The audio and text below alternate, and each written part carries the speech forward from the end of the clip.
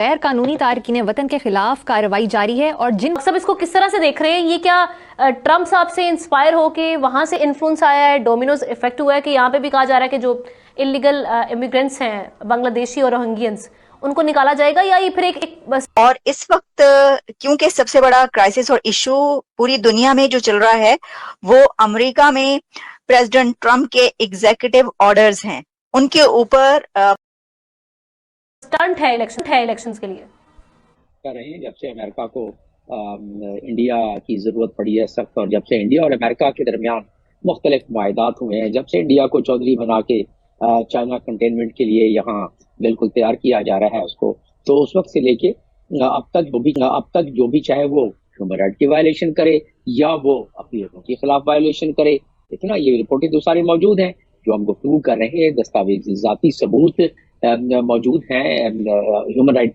Council की तरफ से। फिर एक जो आपने माइनॉरिटी के बारे में जो इस वक्त ये सिलसिला चल रहा है और पहले भी चलता रहा है, वो उस पर भी एक रिपोर्ट है, रिलीजियस फ्रीडम की कमीशन है एक अमेरिका में, उसने बिल्कुल सारा काला चिट्ठा सारा सामने रख दिया है।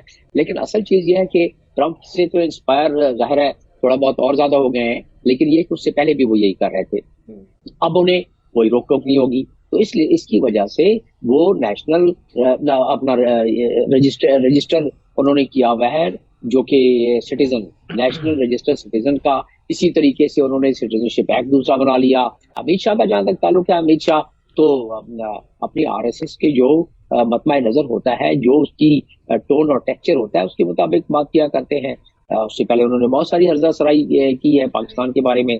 अब क्योंकि बांग्लादेश से पिंगे उनकी कम होना शुरू हो गई हैं, हसीना वाजिद के जमाने में जब इंडिया की इंटेलिजेंस के कहने पर वहां के सेक्रेटरी लेवल के लोग पोस्ट होते थे, आईजी लेवल के लोग पोस्ट होते थे, और वो हसीना वाजिद को प्रोटेक्शन दे रहे थे, तो उस वक्त तक तो सब गुडी गुडी था। और अब ये है क्योंकि जो हुकूमत आई है वो अपने पैरों पर खड़ा होके अपने फैसले करना चाहती है। उन्होंने निकाल बाहर किया है, उनके जितनी इंटेलिजेंस कंपोनेंट है, राह के लोग हैं, उनको निकाल बाहर किया है, तो उनको असल तो दर्द वो है। अब रहा सवाल कि वो निकालना चाहते हैं बांग्लादेश के रेफ्यूजीज को, तो फिर again that would be another violation of the international law, but they are going to careless about it. RSS propelled BJP government, उनको तो छोटा मोटा भी जवाब मिल जाए, न भी मिले, तो वो अपने जो उनका एक मतमाय नजर रहता है, जो उनका एक शुरू से वतीरा आ रहा है, उस वतीरे के मुताबिक चलते हैं। वो ज़ाहिर मुसलमान और बाकी माइनॉरिटीज के खिलाफ है। और इस वक्त क्योंकि सबसे बड़ा क्राइसिस और इशू पूरी दुनिया में जो चल रहा है वो अमेरिका में प्रेसिडेंट ट्रम्प के एग्जीक्यूटिव ऑर्डर्स हैं, उनके ऊपर बहुत कुछ कहा जा रहा है, डिबेट हो रही है। लेकिन उस पर एक नई डेवलपमेंट ये हुई है कि लॉस एंजलिस में एक बड़ा प्रोटेस्ट हुआ है और लॉस एंजलिस इस वक्त मैदान जंग बन चुका है। अच्छा, ये प्रोटेस्ट आप कहेंगे किस पर है? क्योंकि आमतौर पर आप ये बात याद रखिए कि अमेरिका में इस तरह के प्रोटेस्ट सड़कों पर नहीं होते। जैसा कि हम उस रीजन में देखते हैं कि प्रोटेस्ट स्टार्ट हो जाते हैं, चाहे वो पॉलिटिकल पार्टीज कर दें या कोई भी अपनी स्टेक होल्डर कर दे, अमेरिका में वेस्ट में इस तरह के प्रोटेस्ट यूजुअली नहीं हुआ करते। कोई बड़ा वो हो तो फिर होता है। अच्छा, अब हुआ ये कि ये प्रोटेस्ट हो रहे हैं उन इमिग्रेंट्स की तरफ से ओवर डेपोटेशन ऑर्डर्स, क्योंकि प्रेसिडेंट ट्रम्प की तरफ से जो मास डेपोटेशन ऑर्डर्स जारी हो चुके हैं और बड़ी तादाद में लोगों को पकड़ पकड़ के निकाला जा रहा है, वापस भेजा जा रहा है, खास तौर पर ऐसे कि जिन्होंने कोई जराइम किए हैं, क्रिमिनल्स हैं, और या फिर उनका रिकॉर्ड ऐसा है।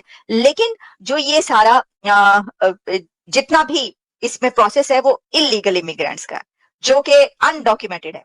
तो आपको पता है कि ये एजेंसी आइस जो है वो ये काम कर रही है कि जो डिपोटेशंस का काम है, लोगों को पकड़ना, गिरफ्तार करना और ढूंढना, उनको टारगेट करना, डिटेक्ट करना और फिर पकड़ के उनको निकालना मुल्क से, ये आइस का काम है। तो उसके खिलाफ भी प्रोटेस्ट है। ये मैं आपके सामने वीडियो पेश किए देती हूँ जो हालात है वहां। ऐसी बहुत सारी वीडियोज ऐसी आ रही हैं और जो सोशल मीडिया उसके ऊपर के एलए में जो है ये आज संडे को बड़ा प्रोटेस्ट हुआ है और लोगों ने बाहर निकल के, अब कहा जा रहा है कि क्योंकि उनके पास कोई और ऑप्शन नहीं बचा। गैर कानूनी तारकीन वतन के खिलाफ कार्रवाई जारी है और जिन ममालिक से वो आए हैं, अगर उन्होंने गैर कानूनी तारकीन वतन को वापस ना लिया तो उन्हें भारी मौशी कीमत चुकानी पड़ेगी। छितर मार के निकालें, हमने ये काम नहीं किया। ये कई बरादरान यहाँ घुस के बैठे हुए थे, वारदातें डाल रहे थे, जराइम में इजाफा हो रहा था, उनके तो जीन्स में है ये सारा कुछ। आपने नहीं किया, खबर लेके बैठ गए हो। जिनका मुल्क है, पहली प्रायोरिटी मुल्क की फलाह बहबूद, दूसरी भी यही, तीसरी भी यही।